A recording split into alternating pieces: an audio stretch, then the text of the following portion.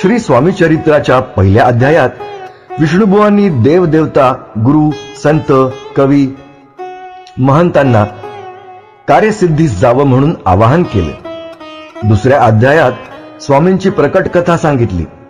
तृतीय अध्यायात समर्थांच्या अक्कलकोटमधील आगमनाची गोष्ट वर्णन केली आहे। दोन खलवृत्तीच्या संन्याशांचे वृत्तांत चौथ्या अध्यायात सांगितले आहे। बडोदा निवासी मल्हारराव राजांची कथा पाचव्या अध्यायात आहे। त्यांचे सरदार यशवंतराव यांची गोष्ट सहाव्या अध्यायात अंतर्भूत केली आहे।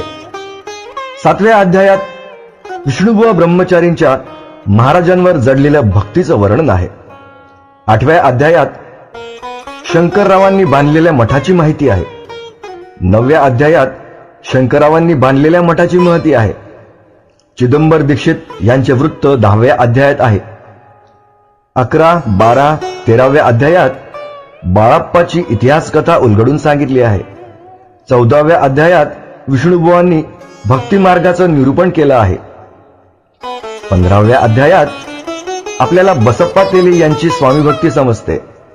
2, 16 आणि 17व्या अध्यायात हरिभाऊ मराठ्यांच्या समर्थ भक्तीची महती आपल्याला कळते।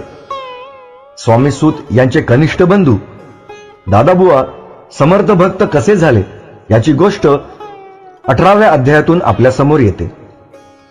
वासुदेव बळवंत फडके आणि तात्यांचे सत्यस्वरूप 19व्या अध्यायात विष्णुबुवांनी सांगितलेलं आहे। एका निर्धन गृहस्थाच्या भाग्य उदयाचा चमत्कार 20व्या अध्यायात वर्णन केला आहे।